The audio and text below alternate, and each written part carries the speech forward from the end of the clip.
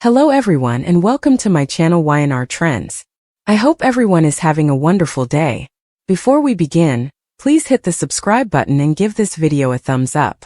The Young and the Restless begins with a quiet moment before the storm. One of those soap opera mornings when every character wakes up with secrets, unresolved conflicts, or plans they hope will finally shift momentum in their direction.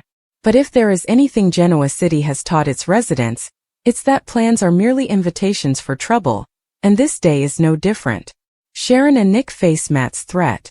Far from Genoa City, in Los Angeles, Sharon Newman and Nick Newman remain in the hands of Matt Clark, still operating under his alias, Mitch Bacall.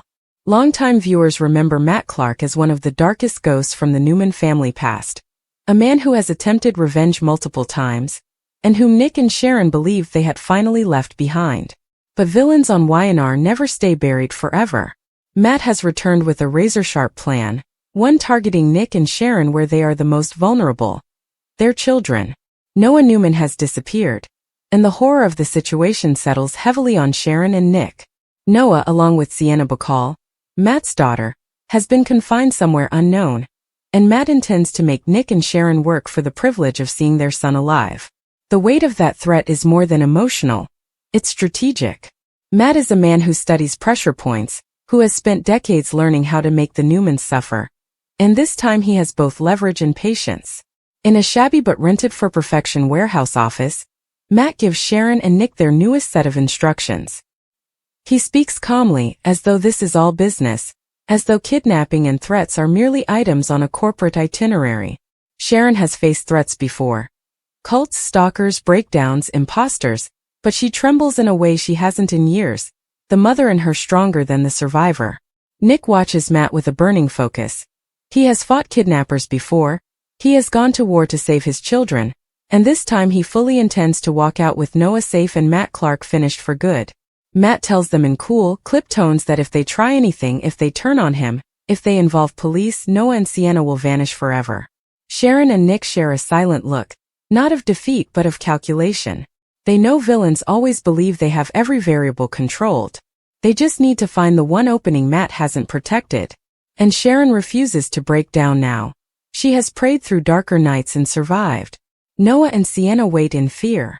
Meanwhile, Noah Newman and Sienna Bacall are held somewhere cold and industrial.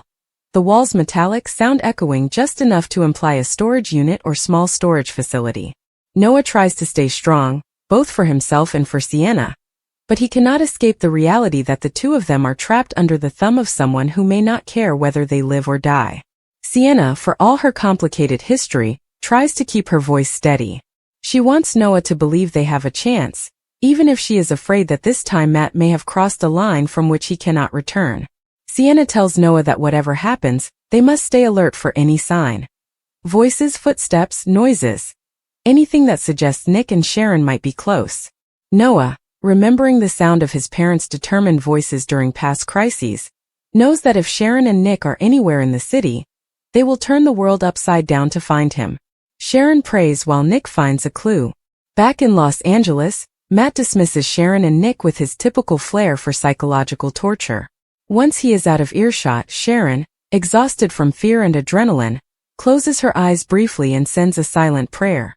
She is not praying for vengeance nor for justice, only for her son to be kept alive long enough for them to reach him. Nick, meanwhile, is already absorbing everything in the room like a detective. He knows that somewhere Matt must have slipped, not intentionally, but villains are human and humans always leave crumbs. And it is then that Nick sees it. A detail, insignificant on the surface but everything in context. A printed sheet tucked under equipment boxes with a rental address partially visible. A storage facility. Not a large one used for small personal units. It isn't confirmation, not yet. But it is direction, and direction is hope. Nick pockets the information silently, not wanting to alert Matt too soon that a mistake has been found. When he shows it to Sharon, her eyes widen with immediate recognition. She has seen that chain before, small, privately owned, often overlooked. It's the perfect place for someone like Matt to stash two prisoners without attracting police attention. This discovery becomes the spark that reignites fight in both parents. For the first time since Matt dragged them back into his nightmare, Sharon and Nick feel like there is a path forward. They whisper urgently, plotting how to verify the location without tipping Matt off, knowing that if they guess wrong or alert him too soon, Noah could pay the price. But they must move fast. Matt's games always escalate. And somewhere across the city, Noah and Sienna sit terrified, unaware that help may be drawing closer. Back in Genoa City, Victor and Adam plan against Billy. While Sharon and Nick hunt for their son in LA, Genoa City wakes to an entirely different war. Victor Newman's obsession with bringing down the Abbotts once and for all. Victor meets again with Adam Newman, his most turbulent son and his most effective weapon when properly pointed. The two men sit in Victor's office, surrounded by years of Newman family power, portraits that remind both father and son that no dynasty stands without constant threat. Adam has already pitched the idea of going after Abbott Communications by convincing Jill Abbott to dissolve financial backing. It's a ruthless corporate strike, one Victor deeply appreciates. Without funding, Billy Abbott's newest venture collapses, and what better way to cripple the Abbott clan than by humiliating the most impulsive and hot-headed of their family? Victor praises Adam's plan, but he does not pretend all is secure. Jill Abbott is a survivor, someone who has battled corporate giants since the 1970s, someone who never folds easily. Victor knows that convincing her to cut Billy off is possible, but not guaranteed. Even if Jill hesitates, Victor says coolly, we will have alternatives. What Victor does not spell out is that Billy is not the true target. Jack Abbott is. Victor has spent a lifetime battling Jack, and although there have been pauses in the war, moments of uneasy peace, rare stretches of respect, the rivalry always reignites. Sooner or later, someone throws the first match. This time, Victor intends for the explosion to be nuclear. He orders Adam to keep pushing Billy, to go as dirty as needed. The messier the fallout, the more noise created, the easier it will be for Victor to strike at Jabot while Jack's guard is down. Adam listens silently. He has fought Billy for years, over companies, over love, and over vengeance. If Victor wants Billy destroyed publicly, Adam is fully capable of delivering. But Adam also knows one thing Victor rarely admits. Every war Victor starts consumes the people fighting it. Claire's new life and an unexpected invite. Elsewhere in Genoa City, Claire Newman is navigating a very different battle. The emotional aftermath of rebuilding her life. Claire, once isolated, manipulated, and broken under the psychological domination of her great-aunt Jordan, is finally free to construct a future defined by choice rather than trauma. Victoria and Cole's return to her life has given her a foundation she never thought possible. A family that wants her, supports her, and fights for her. But rebuilding reputation in Genoa City is harder than rebuilding identity. Claire's reintegration into polite circles is delicate. Some people whisper, some refuse to give her a chance. The only person who seems to treat her with genuine warmth, without hesitation or judgment, is young Harrison Abbott. Harrison adores Claire. To him, she is not a figure from scandal or headlines. She is someone who reads to him, talks to him like he matters, listens to him, and never breaks a promise. Children, unlike adults, see who people are rather than what they have done. As the Abbott household prepares for its upcoming Thanksgiving gathering, Harrison decides he wants Claire there. To him, it is simple. Holidays are for the people who make you feel safe and happy. And Claire does that. But to adults, nothing is simple. Whether on his own or nudged by Kyle Abbott, Harrison makes the unexpected request. Can Claire come for Thanksgiving? And that is where Claire finds herself, unsure how to react to such an innocent but world-shifting invitation. Accepting means sitting at a table with people who may not fully trust her yet. Declining means disappointing the only child who makes her feel she belongs. Claire decides she will go, but only for a little while. Just long enough to show goodwill. Just long enough not to look afraid. But inside she is afraid. Because there is one thing even harder than being judged. Being accepted. Being wanted. Claire has spent most of her life believing she deserved neither. Noah and Sienna sit in the dim cold of their storage cell, unsure of how much time has passed. Storage lights flicker to life only when motion sensors detect movement outside their row, leaving them in fits of half-light and shadow. Noah keeps his ear close to the door, memorizing the rhythm of footsteps, the timing of voices, the metallic snap of locks. He refuses to be passive. He has his father's fire and his mother's stubbornness. Both have saved their children more than once. Sienna watches Noah with a mix of admiration and guilt. She knows that everything happening now is because of Matt, her own father. She had warned him once years ago that his obsession with revenge would destroy not just others but her as well.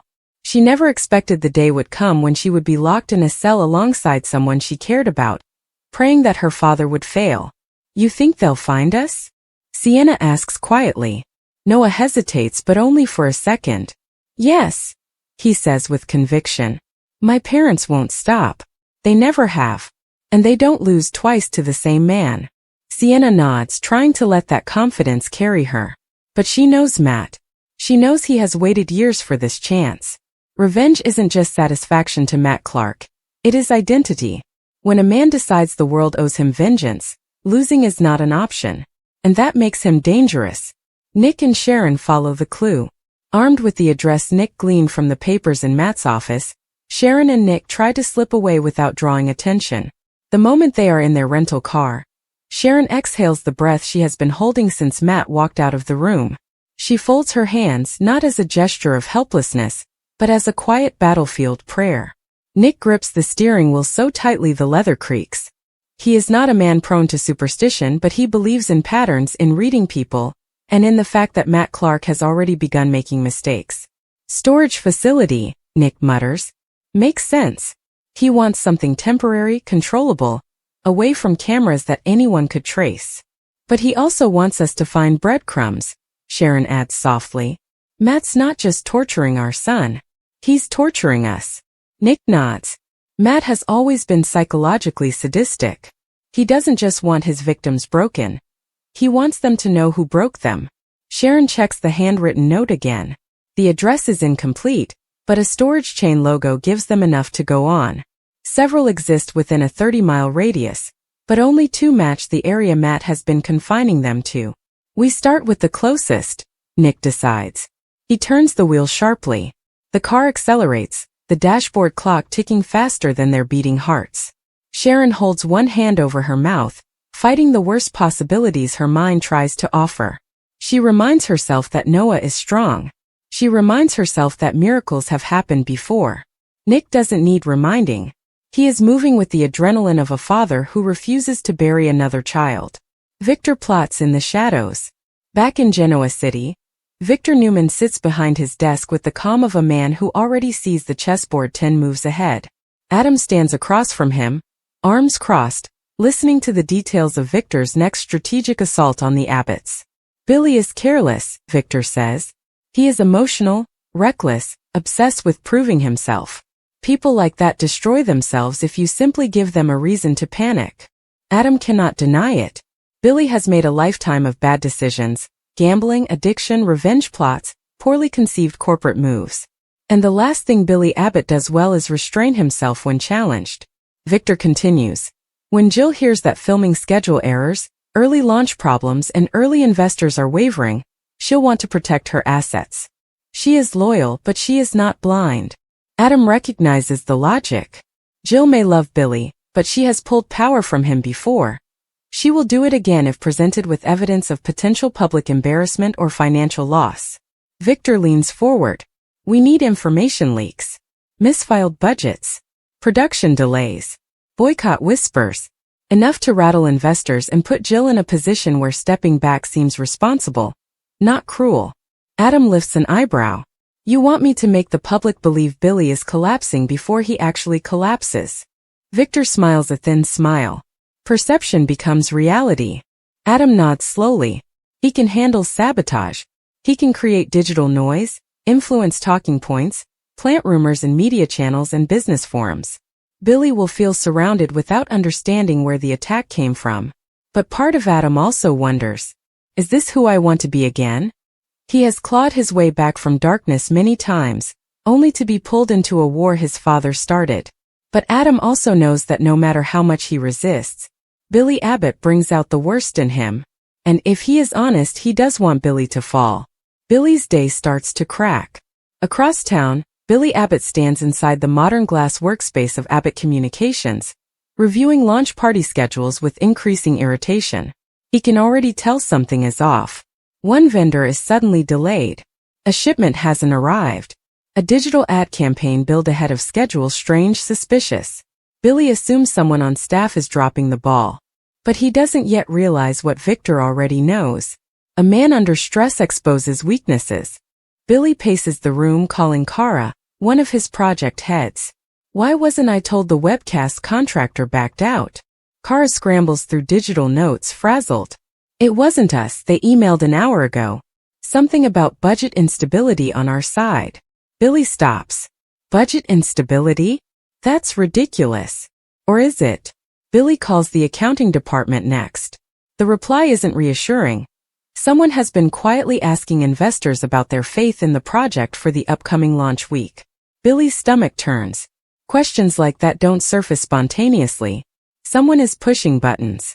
And only one enemy would attack through business warfare. Victor Newman.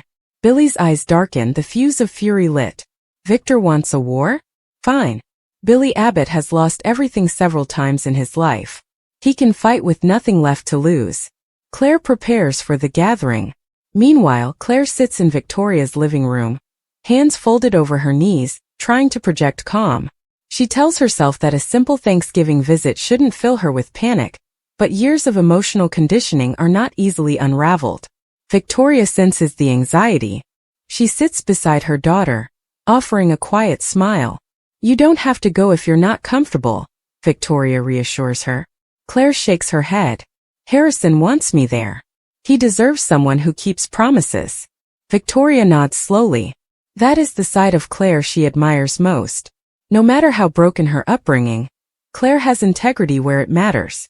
She values the trust of a child. Perhaps because she knows what it's like to grow up without anyone trustworthy at her side. Just remember, Victoria says softly, you are not alone in this. But Claire is thinking about the Abbott family, not Victoria or Cole. She imagines Phyllis staring at her with suspicion, Ashley making cool remarks, Diane narrowing her eyes, and Jack being polite but uncertain. Family events in Genoa City are rarely simple meals. They are battlegrounds where smiles hide judgment and wine hides grudges. Claire steels herself. She will show up. She will walk into that house. She will not flinch. Growth is never comfortable. Ashley and Diane prepare for the holiday and drama. Inside the Abbott mansion, Ashley is helping make arrangements for the holiday dinner when Diane walks in with final food preparations. Decades of rivalry hang between them, softened in recent months but never forgotten. So, Diane says casually, Kyle tells me Harrison has invited Claire. Ashley doesn't blink, but a tightness forms in her shoulders. Well, that will make dinner interesting. Diane nods. Quite. Neither woman says what they are thinking. Claire is a wild card, a potential disaster, or a surprisingly good step toward healing. In Genoa City, only time reveals which. Before anything can continue, Harrison runs into the room with excitement. I made Claire a place card. With a doodle. Ashley and Diane share a look, one of those rare moments of unity. Because Harrison deserves joy.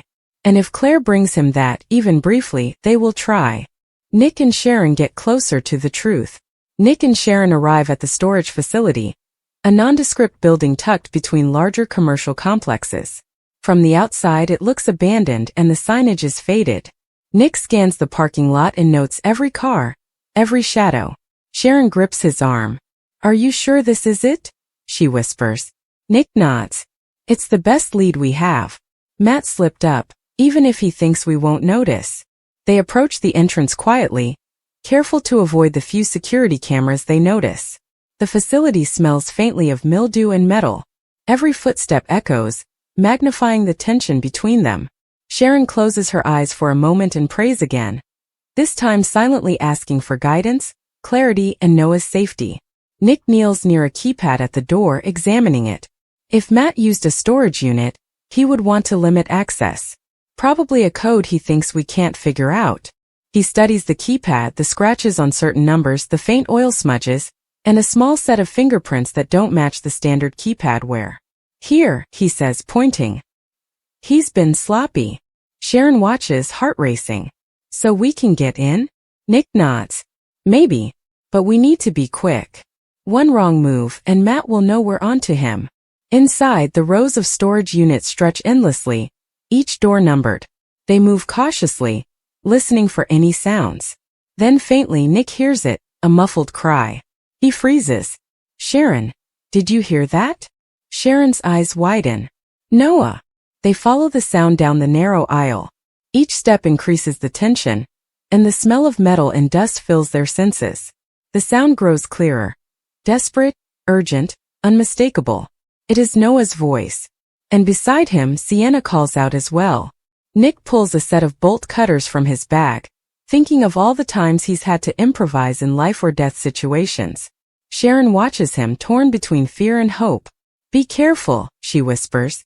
Nick kneels at one of the units, inspecting the lock. The cries intensify as if sensing rescue is near. Nick cuts carefully, deliberately, each motion precise. Finally, with a metallic snap, the lock falls away. Sharon pushes the door open, and they see Noah and Sienna huddled inside, eyes wide with relief and terror. Dad! Mom!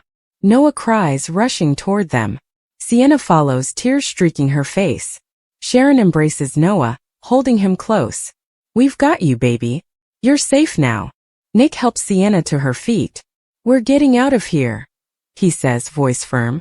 No more games, Matt. Not this time. Outside, the early evening sun casts long shadows across the lot. Nick and Sharon lead Noah and Sienna to the car. Both children are shaken but alive, and for the first time in what feels like days, there is hope. Sharon looks at Nick, and he simply nods, both of them silently acknowledging the bond forged in fear, resilience, and unrelenting love. Meanwhile, in Genoa City, Victor's plan against Billy and the Abbotts continues, and Claire nervously prepares for her first Abbott family Thanksgiving. The city, like the storage lot, is filled with anticipation, secrets, and the promise of drama. Because in Genoa City, peace is always temporary, and every victory is just the start of a new challenge. This 500-word section moves the story forward with Nick and Sharon rescuing Noah and Sienna, while leaving the other storylines, Victor's plot and Claire's Thanksgiving invite, simmering for the next sections.